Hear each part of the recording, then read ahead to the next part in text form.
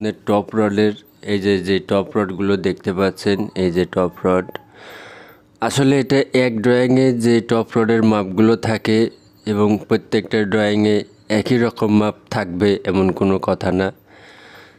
তো আসলে একটা ড্রয়িংয়ে যদি আপনারা এইগুলো বুঝতে পারেন তাহলে পরবর্তী যে ড্রয়িংগুলো আপনাদের সামনে আসবে সেগুলো বুঝতে আর কোনো সমস্যা হবে না। তো এখানে যে টপ রডগুলো আপনারা দেখতে পাচ্ছেন, যে এই মাথা বাঁকা করে যেগুলো দেওয়া হয়েছে এগুলোই হচ্ছে আপনার টপ রড।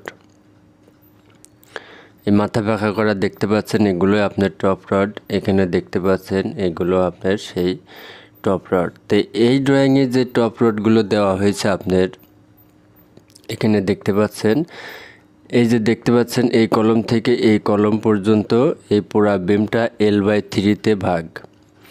এই মাথা আছে আপনার 4 এবং এই মাথা 3 এবং মাঝখানে দেখতে পাচ্ছেন আপনারা 3, এখানেও 3, এখানেও 3, এখানেও 3। তো এই যে 3 ভাগ, এই 3 ভাগের যেটা দেখতে পাচ্ছেন এই বিমটা যে 3 ভাগে ভাগ করা হয়েছে, 3 ভাগে ভাগ করার পরে এখানে আপনার 1 ভাগ আছে, এখানে 1 ভাগ এবং এইখানে 1 ভাগ। তো এইখানে যে 1 ভাগ আছে আপনার এই 1 ভাগ পর্যন্ত আপনার এই টপ রডটা আছে। এই যে দেখুন, এই যে এখান থেকে কেটে দেখানো হয়েছে এই পর্যন্ত আপনার টপ রডটা। এখন মনে করুন আপনার এই বিমটা যদি আপনার 10 ফিট কিংবা 12 ফিট যাই বলেন, যদি আপনার এই টোটালি বিমটা 12 ফিট হয় তাহলে আপনার এখানে 4 ফিট, এখানে 4 ফিট, এখানে 4 ফিট।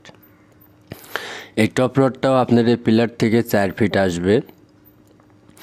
তবে অনেক ক্ষেত্রে আবার অনেক ডিজাইনে দেখা যায় আপনার যে টপ রডগুলো এখান থেকে এই যে ভাগটা আছে L/3 যে এখানে ধরেন এই 12 ফিটের 4 ফিট, এই 4 ফিট থেকে অন্তত আরও 1 ফিট বাড়তে দেওয়া হয়। আবার অনেক ডিজাইনে আছে এখান থেকে 6 ইঞ্চি বাড়তে দেওয়া হয়, আবার অনেক ডিজাইনে আছে আপনার এইটা সেম।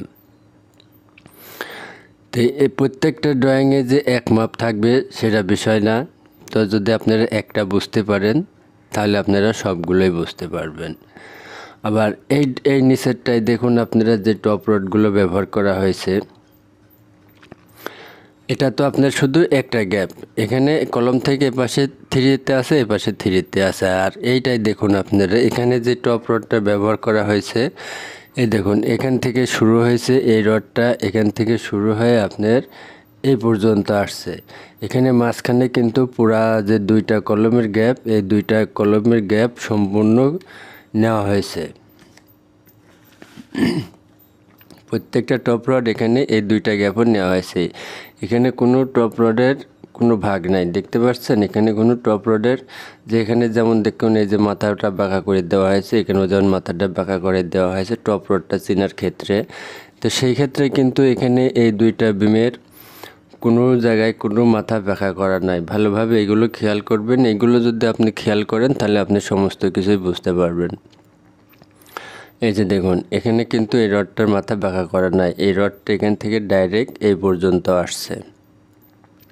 তাহলে এটা যখন আপনারা দেবেন তখন আপনারা এই বিমের যে এই বিমটাও দেখুন L/3-তে দেওয়া আছে, এই বিমের L/3-র এখানে যে 1 ভাগ পড়বে এবং এই বিমটা যে এটা L/3 আছে, এই মাথাটা L/4 আছে। তো এই L/3-র যে ভাগ এখানে একটা আসবে, এইখান থেকে আপনি এই পর্যন্ত একটা মাপ দেবেন, ডাইরেক্ট একটা মাপ, সেই মাপ অনুযায়ী আপনি এই রডটা এখানে ব্যবহার করতে পারেন। আবার এই মাথাটা L/3-তে আছে। তো সেই ক্ষেত্রে আপনারা সবসময় দেখবেন যে আপনার বিমটা কিভাবে আছে, যদি 3-তে থাকে কিংবা 4-এ থাকে তাহলে আপনারা বিমটা সেইভাবে ভাগ করবেন, ভাগ করে আপনারা পিলার থেকে সেইভাবে রডগুলো দেবেন।